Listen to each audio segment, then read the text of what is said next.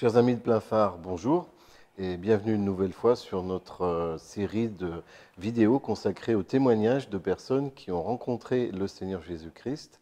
Et lors de ces témoignages, ils nous expliquent comment ça s'est fait, dans quelles circonstances, et puis et après la vie qu'ils ont vécue et qu'ils vivent encore aujourd'hui avec lui. Donc aujourd'hui, nous accueillons notre sœur Lydie. Bonjour Lydie. Bonjour. Voilà, ça va? Oui, ça va. Pas trop tendu avec la vidéo, non, Non, ça ça va? va. Bon, impeccable. Donc, comme je le disais à nos amis, donc tu vas nous raconter ce que tu as vécu et comment tu es venu à accepter Jésus-Christ comme Seigneur et Sauveur dans ta vie. Oui, donc moi je m'appelle Lydie, donc j'ai 31 ans aujourd'hui. Et en fait, j'ai grandi dans un contexte où j'avais une famille qui était chrétienne, mais il y avait tout type de religion dans ma famille. C'est-à-dire? Il y a des musulmans, il y a des bouddhistes, il y a des Ouais, chrétiens, d'accord. il y a des chrétiens mais des chrétiens protestants, enfin il y avait vraiment de tout. Et mes parents en fait ont fait le choix de ne pas m'imposer en fait de choix en fait et de me laisser en fait tout simplement choisir. Donc j'ai grandi dans ce contexte-là, mais moi j'ai plutôt baigné dans tout ce qui était vraiment une atmosphère chrétienne. Moi c'est ce qui m'attirait. J'ai vraiment tout de suite été attirée par ça. Donc de toute petite, c'est vrai que je suis allée dans des rassemblements, j'allais à l'école du dimanche, j'ai fait un peu tout ce parcours-là. Et vraiment, ben, il y a un moment où de toute petite, en fait, je voulais avoir un meilleur ami. Et quand j'entendais en fait les histoires de l'évangile, je me disais, mais Jésus, c'est trop un bon ami, je veux que ce soit mon meilleur ami parce qu'il est toujours là pour toi, enfin, il s'occupe toujours de toi, il veille sur toi. Et j'avais vraiment cette notion de me sentir protégée par cet ami-là. Donc finalement, très vite, j'ai voulu construire quelque chose avec lui. Mais de là à m'engager, enfin, il y a eu tout un process. Tout à fait. Voilà. Et donc voilà, j'ai grandi, j'ai vécu ma petite vie et j'ai fait mes choix aussi. Oui. Et en fait, je me suis vraiment engagée le jour où j'ai vraiment, vraiment donné ma vie à Jésus.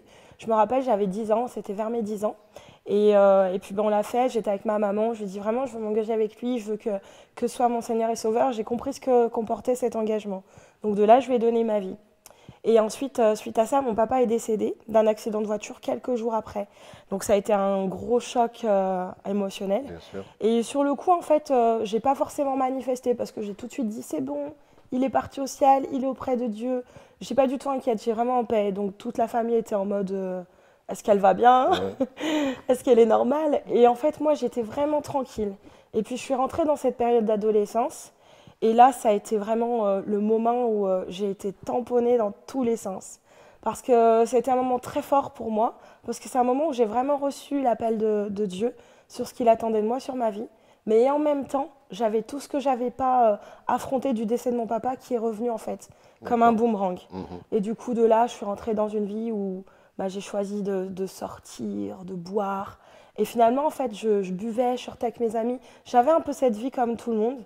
Mais je savais au fond de moi qu'elle ne me correspondait pas. Quand je buvais parce que je voulais combler un vide en moi. Mais j'allais toujours le faire et je revenais vers Jésus. Je lui disais, mais Jésus, je suis désolée, je te demande pardon. Je sais que c'est pas bien ce que j'ai fait. Veille sur moi, veille sur mes amis. Toujours, j'avais un temps où ma conscience me parlait en C'est ça. fait. Voilà. Et je sentais vraiment qu'il y avait quelque chose qui m'appelait quelque chose de plus. Et à un moment donné, je pense que ma maman, elle était excédée parce que elle me voyait passer par tous ces excès, mais en même temps, elle priait que la main de Dieu me protège et m'évite de tomber en fait dans des pièges. Et à un moment donné, je suis rentrée dans une relation. Je pensais que c'était l'homme de ma vie, et je disais mais c'est bon, c'est le bon et tout. Et puis finalement, je m'étais gardée et j'ai fait l'erreur qu'on a tous peur de faire. Et cette erreur, ça m'a encore plus laminée en fait. Donc ça a été un effet domino en fait. Et je me suis dit mais Dieu, où est-ce que tu es dans tout ça? J'avais aucun problème avec Jésus, mais Mhm. j'avais vraiment un problème avec son père. Parce que je me disais, D'accord. non seulement tu m'as volé mon père, mais en plus tu veilles pas sur moi pour l'homme qui doit être l'homme de ma vie. Donc j'avais comme une sorte de colère en fait envers Dieu, le Père. Mais Jésus, j'avais pas de souci. C'était marrant quoi. C'était toujours ton ami. C'était toujours mon ami. J'avais mon alliance avec lui, mon pacte un petit peu, et on était un peu inséparables. Et, euh, et je crois que ma maman était vraiment un élément phare dans ma vie de foi pour ça, parce qu'elle est rentrée dans une année d'intercession pour moi en fait. Une Elle me l'a année. dit après, ouais. Waouh. Et dans cette année, j'ai vraiment vécu le pire. Comme je vous dis, c'était un effet domino. Je continuais mes bêtises. Elle le savait, mais elle ne me disait rien. Et elle priait, elle priait, elle priait. Jusqu'au moment où je suis arrivée à un point de non-retour, où j'ai voulu me suicider en fait. J'ai C'est voulu me suicider. c'est allé jusque-là. Voilà, Mhm. j'ai voulu me suicider, j'ai voulu me donner la mort. Je me suis dit, je peux plus. Ok Seigneur, j'entends que tu veux me voir servir à ce point-là précis. mais non seulement je suis pas capable, j'en suis pas digne à cause de la vie que je mène aujourd'hui, et en plus, je peux plus, j'ai plus la capacité, donc voilà.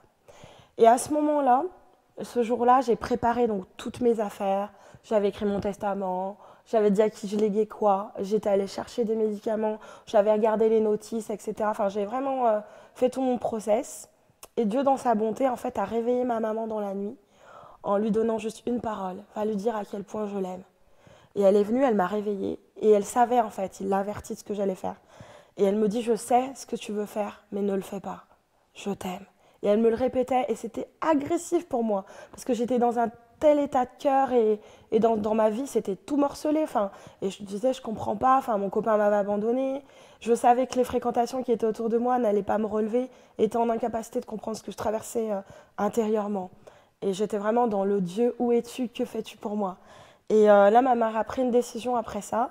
Elle a décidé de diminuer ses heures de travail pour passer plus de temps avec moi à la maison et de prendre vraiment du temps. Et elle avait vraiment intensifié son intercession jusqu'à un point où elle a dit, Seigneur, j'ai besoin que tu me donnes un signe. Et il y avait un rassemblement qui arrivait et elle a dit, on ira à ce rassemblement et je veux que tu fasses quelque chose, Seigneur, pour ma fille. J'arrête tout, sinon j'arrête de te servir, j'arrête tout. Mais c'est vraiment, là, j'ai besoin que tu fasses quelque chose pour ma fille, pour ma famille. Et c'est vrai que ça a été une lutte pour elle. L'année a été difficile. J'en arrivais même à me battre avec ma mère physiquement parce que vraiment, j'étais habitée de quelque chose, de cette colère, ouais, cette petite colère en moi qui luttait en fait et qui avait besoin d'exprimer quelque chose que moi-même, j'arrivais pas à exprimer finalement. Et arrive le moment du rassemblement et là, il fallait partir. Et jusqu'à là, encore combat parce que j'étais en mode... en mode rébellion, et vous savez, quand on est dans ce mode, en fait, au fond de nous, on sait que c'est bon ce qu'on veut faire pour nous, mais on fait tout le contraire. Et donc, du coup, je me suis préparée, mais je me suis remise en pyjama. C'est-à-dire que j'avais ma tenue pour partir, mais j'avais remis mon pyjama pour provoquer, ouais, pour dire, bah non, je pars pas. Moi, je reste ici, je reste à la maison, j'ai rien à faire à votre truc, là, et tout. Et ça a été vraiment beau parce que d'un coup, j'ai vu ma mère, elle a pris autorité, elle m'a dit, maintenant, tu montes dans la voiture. Et vraiment, je sentais que c'était lourd pour elle, qu'elle n'en pouvait plus. Et je sais pas, il y a quelque chose en moi qui a cédé. Et je suis allée dans la voiture, j'ai mis mes écouteurs, et à l'époque, j'avais mon iPod et tout. Et je me rappelle, j'écoutais beaucoup de musique du monde, enfin, je les savais par cœur, enfin, c'était vraiment mon monde. Et d'un coup, j'avais qu'une seule chanson que j'aimais beaucoup de louange, c'était la chanson d'Hillsong, All I Need Is You. Et en fait, pour moi, c'était comme une prière. Et je pense que c'était la prière de mon âme à ce moment-là. Et tout le voyage, j'ai mis cette chanson en boucle. J'écoutais pas. Et ma mère, elle m'a dit, quand t'es montée dans la voiture, mon cœur, il a relâché. Parce que je me suis dit, Seigneur, j'ai fait ma part, maintenant tu vas faire tout le reste. Et je suis arrivée à ce rassemblement, et effectivement, je regardais tout le monde au début en mode, mais qu'est-ce qu'ils font? Ils sont tarés, ils sont super heureux, ils étaient là en train de chanter, ouais, le fleuve de Dieu nous invite à danser, nous remplit de vie. Enfin, des paroles qui pour moi n'avaient plus de sens quelque part dans ma vie. Et je les regardais, je disais, mais pourquoi ils sont heureux? Enfin, qu'est-ce qui les rend heureux? Qu'est-ce qui peut faire en sorte qu'ils soient comme ça? Et je leur dis, mais vous n'avez pas de problème dans votre vie? Ils me disaient, mais si, mais en fait, Dieu est là, Dieu veille sur nous, Dieu pourvoit. Et je disais, mais qu'est-ce qu'il raconte? Enfin, et ça me mettait encore plus en colère intérieurement. Et je me rappelle du premier prédicateur qui a prêché en fait sur les noces de Cana. Il parlait des noces de Cana et il a dit, vous savez, Dieu voit à quel point nos outres sont vides et il veut nous remplir d'un vin nouveau. Et dès cette première soirée, je ne peux pas vous expliquer ce qui s'est passé, mais j'ai été touchée, alors que je ne m'attendais pas à être touchée. Et je suis rentrée et j'ai dit, ok Jésus, toi t'es mon ami, ça change rien. Mais si ton Père existe vraiment, maintenant je veux le voir se manifester. Tu vois comme ma vie, elle est terrible, enfin, c'est horrible ce que je vis en ce moment. Et je veux qu'il change quelque chose dans ma vie maintenant. Je veux être comme les autres là et sentir leur vin nouveau, enfin tout ce qu'ils racontent là. Je veux le sentir demain matin. Et dès le lendemain matin, c'est vrai que je me suis sentie en paix, alors que ça faisait longtemps que je n'avais plus cette paix-là. J'avais plus cette paix-là depuis très très longtemps. Et puis le rassemblement arrive, une autre prédication arrive, et là, ça a été vraiment la prédication du tournant, où là, je me suis dit, je ne savais pas encore, mais ma vie allait changer. Je ne le savais pas à ce moment-là. Mais je pense que mon cœur le savait. Et il prêchait sur cet homme qui a dit Jésus, fils de David, aie pitié de moi. Et en moi, en fait, quand il prêchait, j'entendais l'écho de mon propre cœur qui était en train de dire ça. Pour la première fois, en fait, j'arrivais à exprimer, à poser un mot sur vraiment... Ton mal-être. Voilà, c'est ça. J'avais besoin de dire ça. J'avais besoin de le dire. Et je ne m'en rendais pas compte, en fait. Et je ne sais pas ce qui s'est passé, je ne pourrais pas vous expliquer. Et vraiment, j'ai hurlé ça. J'ai pas souvenir de ça, mais on m'a raconté. J'ai juste souvenir du moment où je me suis sentie partir. J'ai hurlé Jésus, fils de David, aie pitié de moi. Et au début, je le disais sans conviction. Vous savez, quand on dit Oui, quelque c'est ça. chose un peu, je faisais Jésus, fils de David, pitié de moi. Mais il y a un moment où mon cœur a lâché. Et je l'ai senti parce que tout mon corps a Le crié. barrage a cédé. Ouais, c'était impressionnant. Et même moi, je me suis dit, mais d'où vient ce cri? Et en fait, j'ai hurlé. Apparemment, j'ai hurlé de douleur. Eh, pitié de moi! Et vraiment, je crois que mon âme criait à ce moment-là. Et je suis tombée, en fait. Je suis tombée dans un repos dans l'esprit. Et j'ai été baptisée, en fait, du Saint-Esprit à ce moment-là. Ça a vraiment été mon moment. Et de ce moment-là, il s'est passé quelque chose dans mon intimité avec Dieu qui a changé. J'ai vraiment eu la révélation du Père. Et vraiment, le Saint-Esprit est venu habiter pleinement en moi. En fait, il était là en soi, mais c'est juste que je lui laissais pas la C'est place ça. d'agir. C'est ça. Et ce moment-là, j'ai vraiment pris conscience qu'il était la personne avec qui je devais travailler et qui devait aussi devenir mon meilleur ami. D'accord. Et en fait, je me suis vraiment réconciliée avec moi-même à ce moment-là. Et ça a été tout un nouveau travail. Donc pour moi, vraiment, ma nouvelle naissance, elle a été à ce moment-là. Sur ce rassemblement. Et par rapport à, donc tu disais tout à l'heure, tu en voulais à Dieu par rapport à ton papa et par rapport à ton ex-petite amie. C'est ça. Comment est-ce que les choses ont évolué pour justement intégrer Pour tout cette ça. nouvelle dimension? Et bien justement, c'est ce qui s'est passé. Donc pendant ce temps où j'étais dans le repos, dans l'esprit, j'ai vraiment eu une visitation et j'étais en cœur à cœur avec le Père. Et c'est-à-dire que tout ce que j'avais dans le cœur, que je voulais lui poser comme question, T'as pu lui dire? tout a été dit en fait. Et tout D'accord. a été réglé. Ça a été vraiment un moment très fort pour moi à ce Wow, moment-là. effectivement. Et j'ai en fait quelque part, j'avais laissé partir mon père terrestre. Mais une partie de moi en fait avait pas vraiment renoncé, avait pas laissé. Et là j'ai vraiment pu dire c'est bon, je suis en paix avec ça, je suis en paix, je sais qu'il est en sécurité, qu'il est vraiment dans ce que toi tu voulais. Et moi maintenant, je dois faire ma part, je dois faire ce pourquoi tu m'as envoyé sur terre. J'ai compris en fait. C'est-à-dire que finalement l'évangile que je lisais sur le fait que Dieu nous dit je vous envoie sur terre pour une mission, pour quelque chose de précis, à ce moment-là, il est devenu concret pour moi. Et je suis revenue. Et en fait, c'est comme si en fait, il y avait une peau. Et puis, on enlève cette peau et on vient avec une nouvelle peau. Et cette nouvelle peau, ce nouveau corps a quelque chose, a une mission précise à accomplir. Donc, tu as mué très rapidement. Ah, c'est ça, on peut dire ça. Il y en a qui diraient que c'est des extraterrestres, mais non, vraiment, c'était une transformation de Dieu.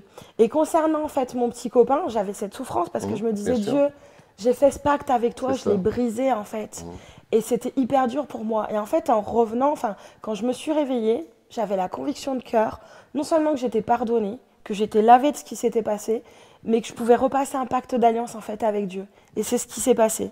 Je me suis réengagée avec lui, je lui ai dit, écoute Seigneur, c'est vrai, je me suis trompée, mais à partir de maintenant, je veux marcher dans une vie de chasteté avec toi. Je veux me garder pure jusqu'à ce que mon mari arrive et je veux que tu m'aides. Et je lui avais même dit, si tu le fais, je témoignerai pour toi. Je n'aurai pas honte et je te rendrai témoignage de ça. Et donc le temps a avancé, je suis revenue donc dans mes occupations, j'ai eu des opportunités parce que Dieu, c'est un Dieu, quand on le met au défi, il relève, n'est-ce pas? Et donc du coup, tout de suite, il m'a challengée et j'ai eu l'opportunité en fait de témoigner par rapport à ça. Il y a une ouverture qui s'est faite et en fait, tout simplement, Dieu m'a rappelé, il m'a dit, tu te rappelles de ce que tu m'avais dit? Je lui ai dit, oui, je m'en rappelle. Et je le ferai pour toi. Et là, donc aujourd'hui, tu as une nouvelle opportunité de témoigner par rapport à ça aussi. Alors peut-être tu veux en profiter pour en parler à tous ceux qui nous regardent. Et vraiment, moi, je voudrais m'adresser aux jeunes. Et si tu es jeune comme moi et que tu as été dans ton parcours, tu as fait des erreurs, l'erreur est humaine et elle peut arriver. Et Dieu est un Dieu de miséricorde, un Dieu qui pardonne. C'est pas que dans ce que tu vas faire, tu vas toujours le refaire. Mais à partir du moment où tu as compris que ce que tu as fait n'était pas quelque chose qui était bon pour toi, qui t'a blessé, qui t'a abîmé. Dieu est un Père qui a la capacité de tout effacer, de ramener tout à neuf, de reconstruire ta vie. Et je t'invite vraiment à prendre du temps avec lui, à revenir à lui. Et je te garantis, il l'a fait pour moi. Je ne suis pas plus parfaite que toi. Donc viens à lui, reviens à lui. Et tu verras qu'il va, il va refaire tout à neuf. C'est un Dieu de nouveaux commencements. Il refera tout pour toi. Eh bien, écoute, c'est impressionnant ce que tu nous dis. Et puis, à travers ton témoignage, je voudrais aussi, en tant que père, encourager tous les parents, parce qu'à travers ton témoignage, on voit que l'intercession de la maman pendant 1 an a porté des fruits. Donc, papa, maman qui nous regardent et qui priez pour vos enfants, ne lâchez rien, persévérez dans cette voie, continuez à prier, continuez à jeûner s'il le faut. Mais sachez que de toute façon, Dieu a la réponse et que vos enfants reviendront. J'en suis aussi peut-être un exemple, et un jour je donnerai peut-être un témoignage par rapport à cela. Mais déjà aujourd'hui, n'hésitez pas, restez à genoux et implorez le Père, et sachez qu'il vous entend et qu'il fera le nécessaire pour ramener vos enfants. Merci Lydie. De rien. C'est un témoignage qui me touche et qui beaucoup. Et je pense que nos amis qui nous ont regardés aussi. Je vous remercie de nous regarder. Vous avez la possibilité de nous joindre si vous souhaitez prendre contact avec nous à travers le site www.pleinphare.fr. N'hésitez pas à le faire, on restera en contact et on vous accompagnera si vous le souhaitez. En attendant, à très bientôt.